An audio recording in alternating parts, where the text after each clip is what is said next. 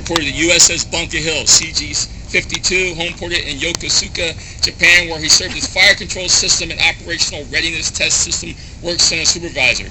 Try saying it again 4 or 5 times over again.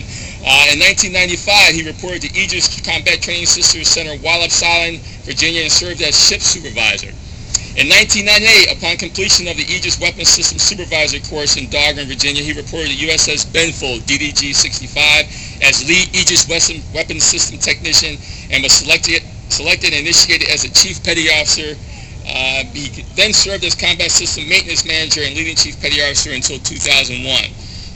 In 2003, Lieutenant Gallagher was commissioned Surface Ordnance 6160 Designator under the LDO program, and he joined USS McCampbell, DDG-85, as System Test Officer. During his tour on board McCampbell, he served as System Test Officer, Fire Control Officer, and Electronics Material Officer, a man after my own heart. He was then selected by Commanding Officer to finish his last tour as the Combat Systems Officer. From July 2007 to July 2009, he served as the N6 Department Head at Naval Computer and Telecommunications Station, San Diego. His current assignment is Officer in Charge, Fleet Area Control and Surveillance Facility, San Clemente Island Detachment. Lieutenant Gallagher recently completed his Bachelor of Science degree in Business Management from the University of Phoenix. He was also selected for redesignation from Limited Duty Officer to Unrestricted Line Officer, i.e. he's going to be a Surface Warfare Officer, and upon completion of his Department Head training in Newport, Rhode Island, he's going to be the Ops Officer on board USS Halsey, DDG-997. He is Surface Warfare Qualified, Air and Surface Warfare Technician Expert, Surface Missile Systems Officer, as well as an Independent and Fleet Operations Steaming Officer of the Deck Qualified.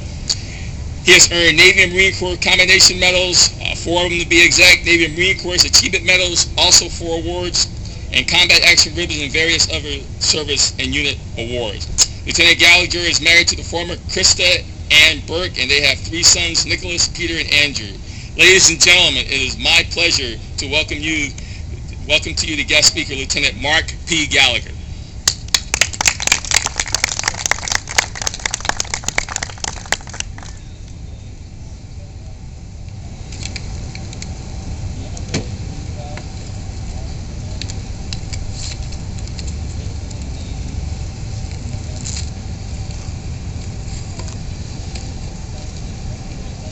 Morning, Commander England, Master Chief Harris, Master Chief Swan, family, friends, and shipmates for Center Surface Combat Systems Detachment West, San Diego. I'd like to thank the CPO Induction Committee for asking me to be your guest speaker for the 2009 pinning ceremony. It is especially meaningful as this is the 10th anniversary of my CPO pinning. I know that there are a few of you looking at the podium this morning and asking yourselves, why is this lieutenant here today as a guest speaker for CPO pinning? Seems a little out of place. Simple truth is that chiefs like these that are going to be pinned here before you today are the reason I am still in the Navy and have been able to enjoy any successes that have thus far been achieved. Much like these new chiefs, I started my career over 20 years ago as a seaman recruit attending boot camp in Great Lakes. My recruit company and I were led by 2 petty officers who at the time were poorly equipped to lead a division or recruit company. But because of a gunner's mate, Senior Chief Gleason, we were able to complete boot camp and get started on our Navy careers. He stepped in, filled the role, and filled the need. He would not let our company fail, dedicating the extra time and an already hectic schedule to see that we had all the training and met all the requirements. I survived Fireman A School not through my own studying for sure, but only because during some difficult times I had a chief who stood up for me because it was the right thing to do and he believed in my potential. These first 2 examples of how the chief is the backbone of the Navy made a very bold impression on me and were a driving force in the remainder of my career. When I reported to my first ship, USS New Jersey, the crew and I were very fortunate to have been trained and mentored by chiefs, senior chiefs, and master chiefs who came out of the mess and took the time to sit down, whether it would be along Broadway, in the engineering department, or on the teak decks after working hours. They would sit down and they would talk about what was expected of a chief petty officer, what was expected of a battleship sailor, and how to succeed in the Navy and in life. On USS Missouri, Master Chief Bosun Mate Phipps would sit on deck with a circle of a dozen sailors sitting around him and teach us how to tie knots, splice line, make monkey fists, and a variety of other seamanship skills. Master Chief Operations Specialist Jim Deviney would be working late into the night, but always let out a hearty, "How you doing, shipmate?" when you passed by his office on the athwartship passageway. And if the answer wasn't great, he wanted you to sit down and know why, because you were on the greatest ship in the greatest Navy, and you should be damn well happy to be there.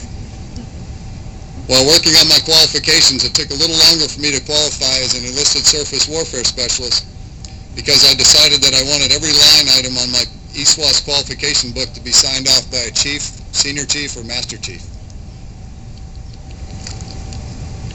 I accomplished my goal, and I look back fondly to those times where CPOs gave of their personal time and invested in my career. The list of dedicated CPOs who took an active role in my career continued even as I was initiated as a chief in 1999. While on deployment to the Arabian Gulf, fine sailors like Master Chief Hull Technician Doug Brown took seriously their responsibilities and properly trained us selectees up in the ways of a chief. Be knowledgeable in your rate, and always take time to develop the next generation of sailors. As a chief, I had many examples of leadership to guide me.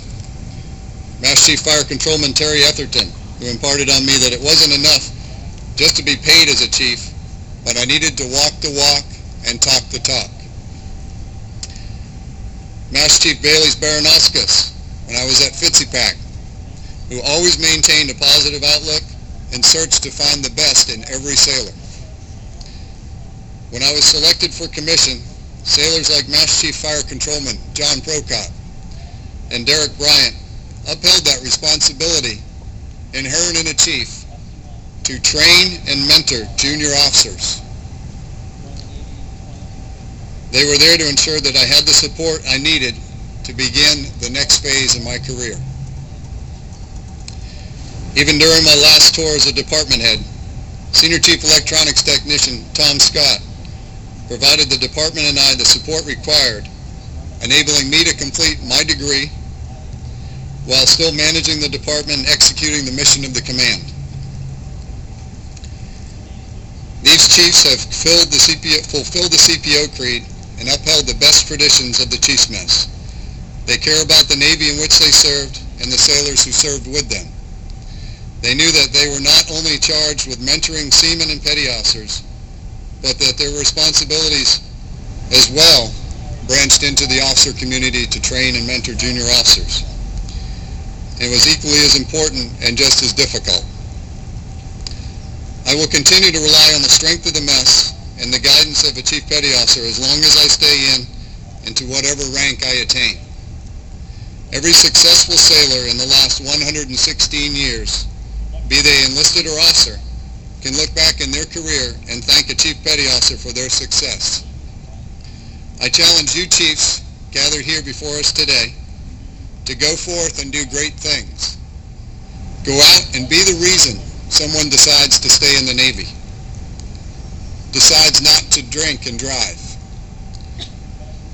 perhaps gets a college degree, or just makes a better decision every day that pushes them to do more. And they did it because their chief trained them to do it. Be proud of your accomplishments, but do not be satisfied with them. Embrace the responsibility that you now have, because no longer is it about you and what you have done, but it's about what you can accomplish through others.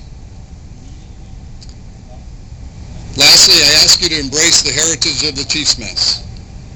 Like those that I have mentioned here today that had a positive impact on my life and my career, there are many former chiefs that have gone before you and paved the path that you are now treading on. They have fought the battles, established the reputation, and earned many of the luxuries that you will now enjoy. Reach out to former chiefs, both active and retired, for their advice and fellowship. They have much to offer, and I promise you will not be disappointed with the result. Good luck, and God bless.